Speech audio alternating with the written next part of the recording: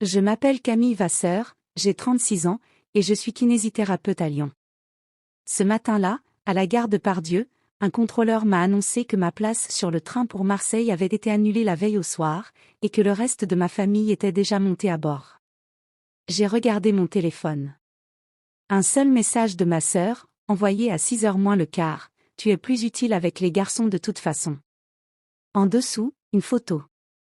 Mes neveux, des jumeaux de 8 ans, assis seuls sur un banc du quai, leurs valises à roulettes trop grandes pour eux. Aucun adulte dans le cadre. Sur le moment, j'ai cru que c'était la chose la plus cruelle que ma sœur me ferait jamais. Je me trompais. Il a fallu 11 mois avant qu'elle ne revienne frapper à ma porte, et ce qu'elle m'a demandé ce jour-là, personne ne me croit quand je le raconte. Mais avant d'y arriver, il faut que je vous raconte tout depuis le début, parce que cette histoire commence bien avant cette gare. Ma sœur s'appelle Élodie. Elle a 41 ans, et sur les réseaux, elle est connue sous le nom de « Élodie et sa maison de rêve », presque 300 000 abonnés, une vie qui ressemble à une brochure de magazine. Moi, j'ai toujours été celle qu'on ne remarquait pas enfant. À Annecy, ma mère coiffait Élodie sur le perron tous les soirs, devant les voisins, pendant que moi, on me brossait les cheveux à la va-vite dans la cuisine avant l'école. Quand j'ai eu mon diplôme avec mention, ma mère a dit « Toi, au moins, je n'ai jamais à m'inquiéter ». Elle pensait me faire un compliment. J'ai entendu autre chose, une mission à vie. Ce voyage à Marseille, c'était Élodie qui avait tout organisé, tout payé, soi-disant pour fêter les 50 ans de notre mère. Moi, j'avais proposé 2 fois de réserver mon propre billet, elle avait ri et refusé. Alors quand le contrôleur m'a dit que ma réservation avait été annulée par la titulaire du compte, j'ai d'abord cru à une erreur informatique. Puis il y a eu cette photo. Mes neveux, Hugo et Nathan, assis là, sans personne. J'ai appelé ma sœur, messagerie directe. J'ai appelé ma mère, éteinte, comme toujours dès qu'elle prend un train. Puis un agent de la SNCF m'a appelé par haut-parleur pour me demander de me présenter au poste de sécurité de la gare. Mes mains sont devenues froides avant même que mon cerveau comprenne. 2 petits garçons m'attendaient dans ce bureau. Et ils étaient déjà miens, je ne le savais simplement pas encore. Dans le bureau, ça sentait le café brûlé. Nathan racontait sa journée à un agent qui ne lui avait rien demandé, façon de gérer sa peur. Hugo, lui, ne disait rien, et dès qu'il m'a vu, il a traversé la pièce et s'est accroché à ma taille sans un mot. Une employée m'a tendu un mot écrit à la main, leur tante, Camille Vasseur, viendra les chercher, mon numéro de téléphone en dessous, tracé avec un calme presque insultant. J'ai signé des papiers, posé des questions sur leur correspondance.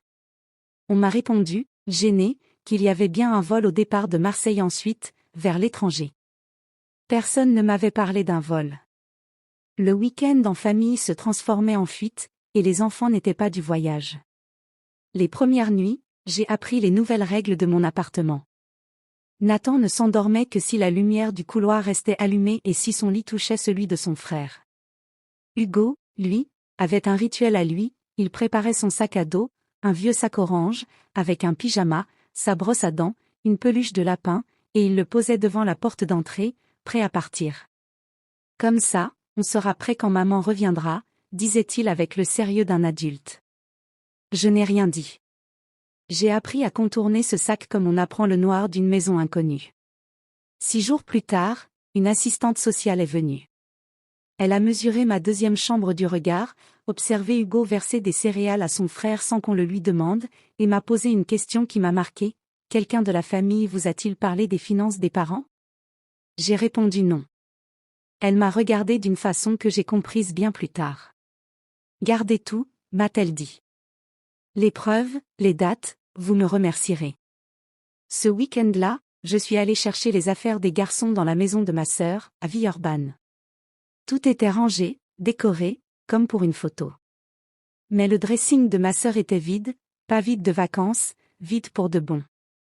Sur la table, une pile de courriers, mise en demeure, une lettre de la banque avec la mention « Procédure de saisie ».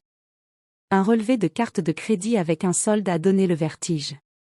Ma sœur et son mari, Julien, n'étaient pas partis en vacances. Ils avaient fui, et seule la chambre des garçons, avec ses lits superposés intacts, n'avait pas fait partie du plan. Un mois plus tard, 2 inspecteurs des fraudes financières ont sonné chez moi. Julien dirigeait une société d'investissement immobilier fictive, et ma sœur, contrairement à ce qu'elle prétendait, était signataire autorisée des comptes depuis le début.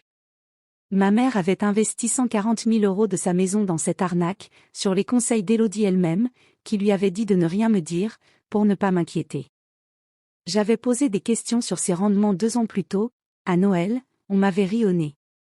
Élodie a refait surface après 40 jours, dans un message vocal léger, glaçon dans un verre en fond sonore, pour me demander d'envoyer les passeports des garçons à l'étranger. J'ai répondu un seul mot, non. Puis plus rien, jusqu'à ce que Julien soit arrêté à l'étranger, son visa expiré au pire moment, et que les comptes gelés coupent le dernier fil qui la reliait à sa vie de façade. 11 mois après la gare, elle est venue chez moi, un dimanche, manteau impeccable, un dossier déjà préparé. Elle proposait de signer son consentement à l'adoption, à une seule condition, que je dise au procureur que tout n'était qu'un malentendu familial, et qu'elle passe quelques après-midi photographiés avec les garçons avant sa condamnation. J'ai failli céder, je l'avoue. Puis j'ai repoussé le dossier. Je ne mentirai pas pour toi, ai-je dit. À cet instant précis, ma mère est entrée avec les garçons, revenue plus tôt que prévu. Hugo a regardé sa mère, puis moi, et a simplement demandé, « Elle reste dîner ?» Nathan, qui avait à peine parlé pendant des mois, a ajouté, calme et définitif, « Ici, c'est chez Tata Camille. » Élodie a regardé le frigo, où était accroché un dessin d'enfant, 3 personnages et une maison, intitulée en lettres maladroites, « La maison de Tata ». Puis elle a vu, près de la porte, le sac orange, posé là depuis 11 mois, toujours prêt. Elle a compris ce qu'il signifiait, et elle est repartie sans un mot. Le procès a suivi son cours. Julien a écopé de 9 ans, Élodie de 30 mois. Ma mère a vendu sa maison et vit aujourd'hui près de chez nous, elle vient dîner tous les mardis. Et la veille de l'adoption définitive, sans que je le lui demande, Hugo a vidé son sac orange, rangé la peluche sur son lit, et l'a plié comme un drapeau qu'on range. Il est venu me demander ce qu'il y avait pour le dîner. C'était toute la cérémonie dont j'avais besoin. J'ai passé 36 ans à croire que l'amour se méritait par le service rendu. Il aura fallu 2 petits garçons et un sac à dos orange pour m'apprendre que l'amour véritable, lui, ne se met jamais en scène, il reste, un mardi comme les autres, à mettre la table.